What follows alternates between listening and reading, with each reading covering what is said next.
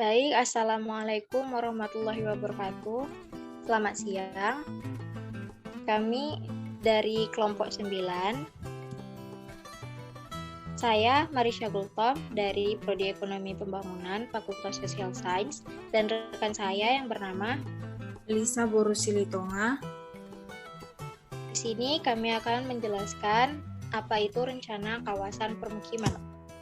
Nah, dari suku kata tersebut terdapat perbedaan di antaranya yang akan dijelaskan oleh teman saya.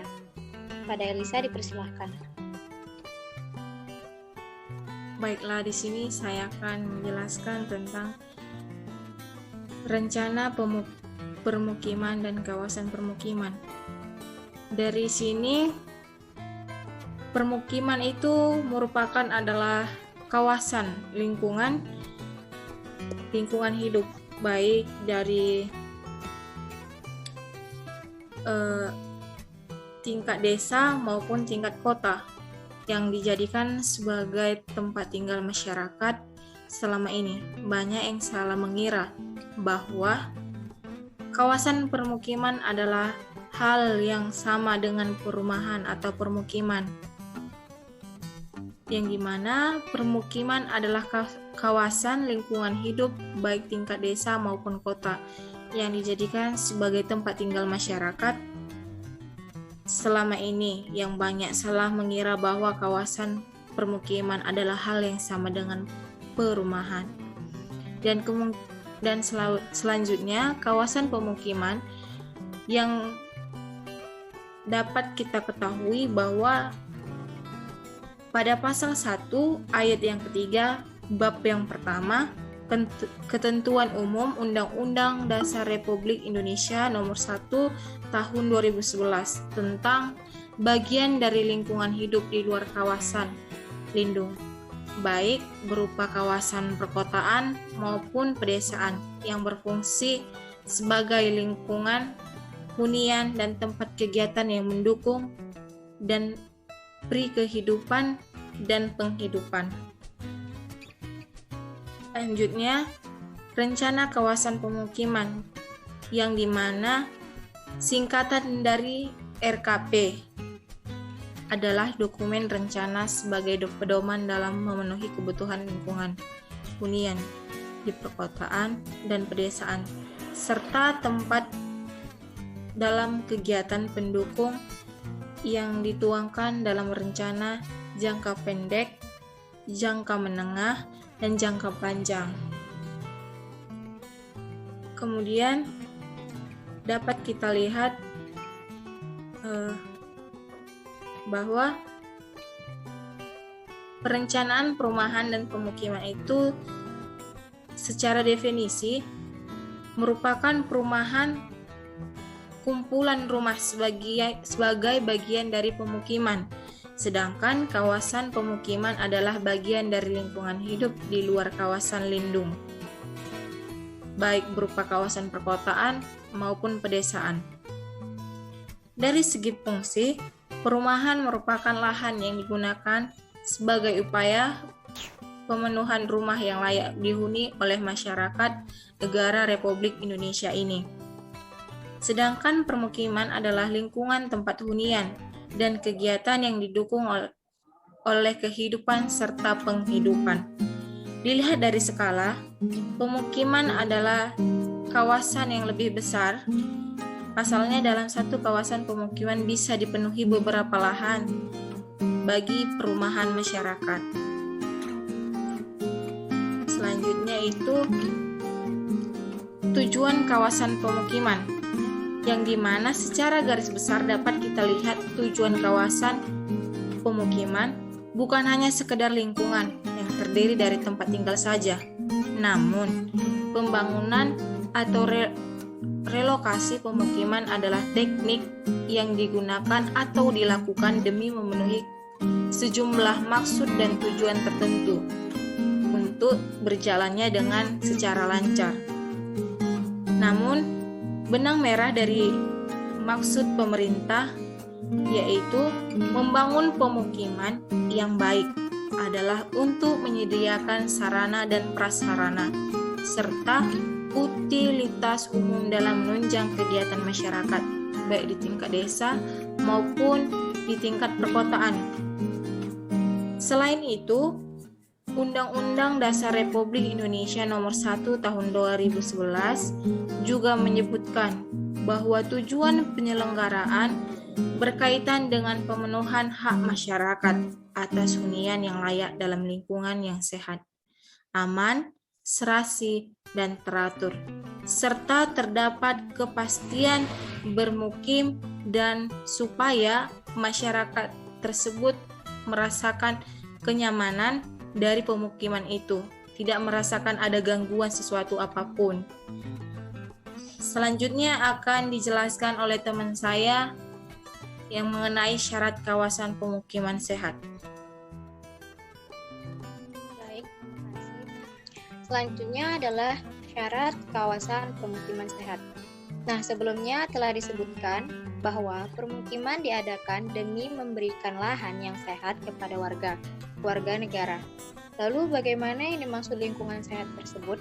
Nah, poin-poin di bawah ini akan memberikan penjelasan lebih lanjut tentang bagaimana syarat kawasan permukiman sehat yang berlaku di Indonesia. Yang pertama adalah prasarana dan sarana yang disediakan. Disediakan prasarana dan sarana yang dibuat dan disediakan pemerintah harus mampu memudahkan warga saat mereka melakukan kegiatan sesama warga atau sekedar dalam lingkungan keluarga kecil mereka. Nah, beberapa contoh yang dimaksud adalah satu adalah taman bermain dengan konstruksi yang aman dari kecelakaan sebagai sarana rekreasi anak dan keluarga. Yang kedua adalah drainase yang baik demi meminimalisir terjadinya penyakit. Yang ketiga adalah konstruksi jalan yang cukup. Yang keempat adalah trotoar bagi pejalan kaki dan penyandang disabilitas. Yang kelima adalah ada jembatan dengan pagar pengaman demi menghindari resikonya terjatuh. Yang keenam, disediakannya tempat pembuangan sampah atau limbah bagi sektor rumah tangga. Yang ketujuh adalah instalasi listrik yang baik. Dan yang kedelapan adalah menyediakan lampu penerangan. Nah, yang selanjutnya adalah kualitas tanah dan udara. Selanjutnya, kawasan permukiman yang sehat juga dilihat dari kualitas tanah dan udara. Konsistensi udara harus terbebas dari gas beracun seperti kandungan timah hitam atau PB yang berlebihan. Selain itu, ketahui kandungan lain yang mempengaruhi kesehatan tanah dan udara hunian. Di antaranya yaitu 1. Debu berdiameter kurang dari 10 mg dan jumlah maksimum 350 mm per harinya. Yang kedua, adanya gas SO2 maksimum 0,10. Yang ketiga adalah kandungan benzopiren maksimal 1 mg. Yang ketiga adalah kandungan yang keempat adalah terhindar dari daerah getaran dan bising berlebih. Volume kebisingan yang baik berada antara 45 dBA hingga 55 dBA. Nah, untuk selanjutnya, lokasi kawasan permukiman. Poin terakhir namun terpenting dalam pembuatan kawasan permukiman adalah lokasi itu sendiri, di mana beberapa syarat lokasi kawasan permukiman yang baik adalah sebagai berikut. 1. Jauh dari daerah rawan bencana alam, misalnya pinggiran sungai, gunung berapi, tepi pantai, daerah tanah longsor, gempa, dan lain sebagainya. Yang kedua adalah bukan merupakan daerah tempat pembuangan akhir atau TPA, karena hal tersebut bisa menimbulkan banyak penyakit bagi warga sekitar, mulai dari pencernaan hingga gangguan pernapasan. Yang ketiga adalah memiliki akses ke beberapa sarana umum seperti sekolah, rumah sakit, minimarket, pasar, dan lain-lain sebagainya. Yang keempat adalah lokasi permukiman juga harus memiliki kualitas air bersih, di mana yang cukup baik untuk warga sekitar bisa melakukan aktivitas rumah tangganya seperti memasak, minum, atau kebutuhan mandi. Nah, hal ini demi menghindari kuman penyebab penyakit atau alergi yang ditimbulkan. Nah, itu tadi sejumlah informasi seputar bagaimana kawasan permukiman yang baik dan sehat. Nah, selanjutnya adalah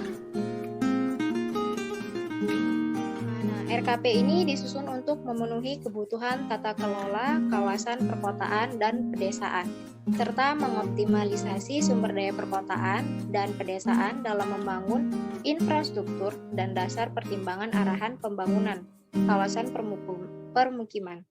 Nah, berikut ini adalah salah satu contoh daripada RKP tersebut. Contoh yang kami angkat adalah dari Kecamatan Kota Waringin Lama, di mana pusat pengembangan kegiatannya dilakukan di beberapa tempat di Kecamatan Kota Waringin Lama. Di antaranya ada di Panglima Benteng, IKK Panglama Pangkalan Lada, IKK Kota Waringin Lama, dan IKK Arut Utara, Desa Runtuh Kecamatan Arus Selatan, dan Desa Teluk Bogam, dan Desa Kubu di Kecamatan Kumai, Desa Sidomulyo, Kecamatan Pangkalan Banteng, dan Despot Priam, Durian, Kecamatan Kota Waringin Lama. Nah, arahan sasaran pengembangan kegiatan utamanya adalah 1. Sebagai pusat pengembangan sekunder untuk menunjang pusat pelayanan kota hierarki 1 atau PKW. Yang kedua, sebagai pusat permukiman perdesaan di seluruh kecamatan yang ada di Kota Waringin Lama.